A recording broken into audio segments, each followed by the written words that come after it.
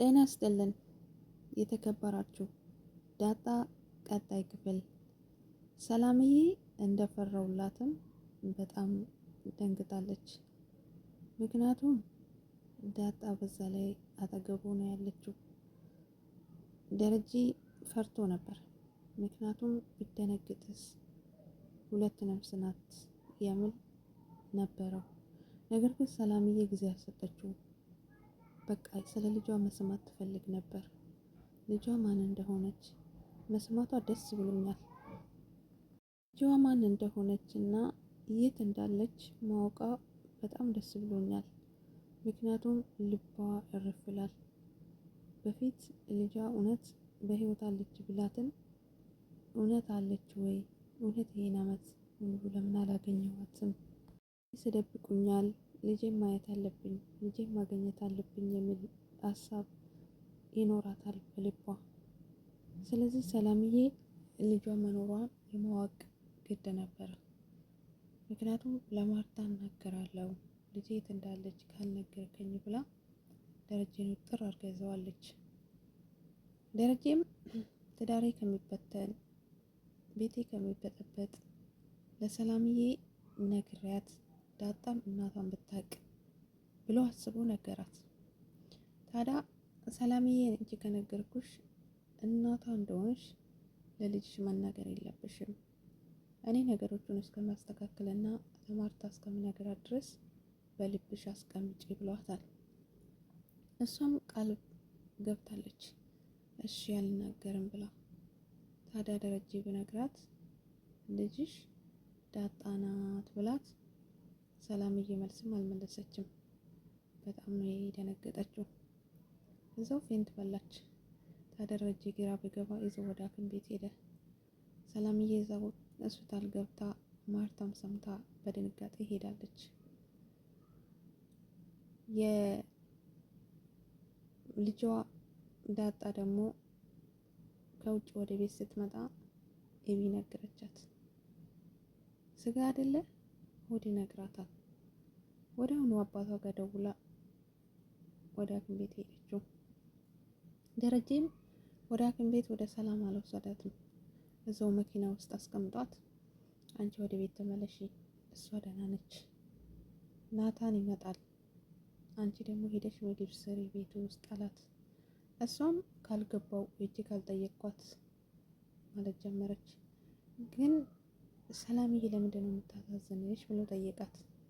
ደረጀ እርጉዝ ሆና ስላገኘኋት ነው መሰለኝ በጣም ነው የምታሳዝነኝ አለች። ዳጣም ብቻ ታሳዝነኛለች አለች።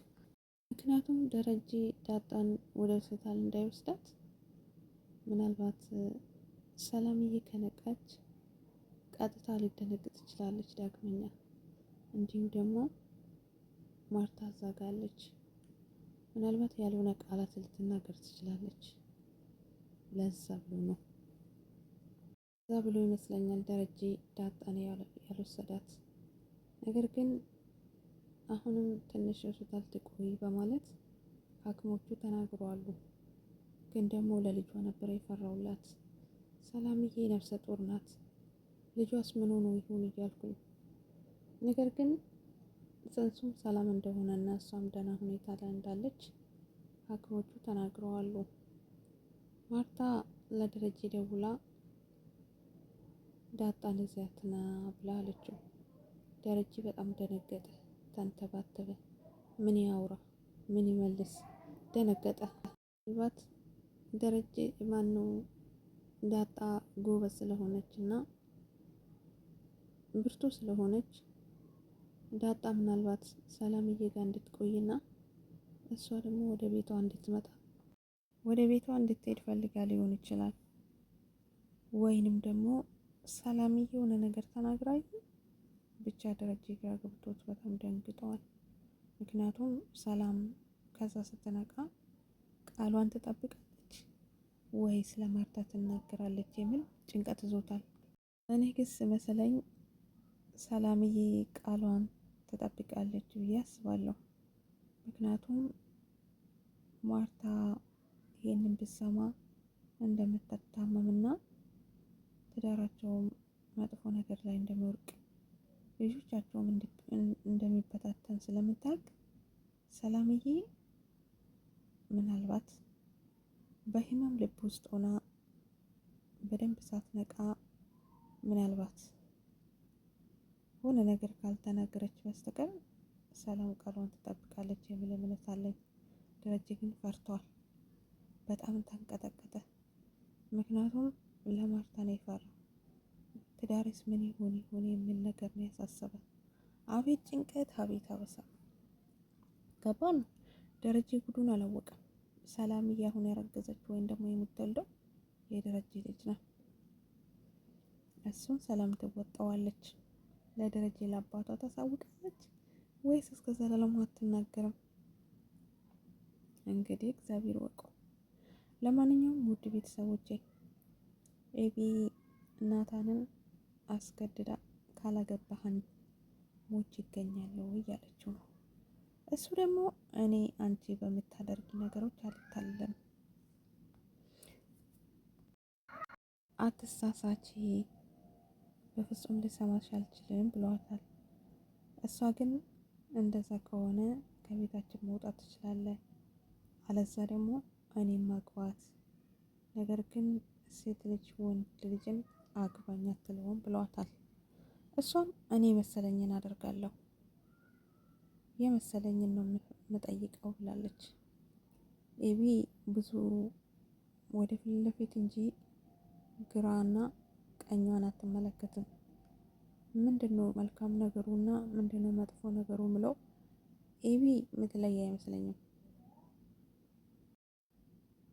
ኤቢሻ መጨረሻ ምን እንደሆነ እንግዲህ አሁን እናያለን። ሰላምዬ ሰላም ሆና ወይንም ደግሞ እንግዲህ ወልዳ ልጇን አቅፋ ወደ ቤት ምትመጣ፣ እንዲሁም ደግሞ ሰላም የደረጀን ምስጢር ጠብቃ ወደ ቤት በሰላም የምትመለስ ያድርጋት። ቀጣይ ምን ይሆን አብረን የምናይ ይሆናል። እኔ ከልቤ ያሳቀችኝ ውሃ፣ እውነትም ውሃዬ አርጁን ጅል ተጃጅሏል። ኤቢ ማትሰማው አታዳምጠውም። እሱ ግን ጠዋትም ማታም መንገድ ዳር ኤቢን ይጠብቃታል። ኤቢ ከነ መፈጠሩ የት እንዳለ አታውቀው። አያርጁ ፈጣሪ ይርዳ። እንግዲህ ይሄን የጠራት መልእክት ንገሪያት እያለ ውሃን ይልካታል።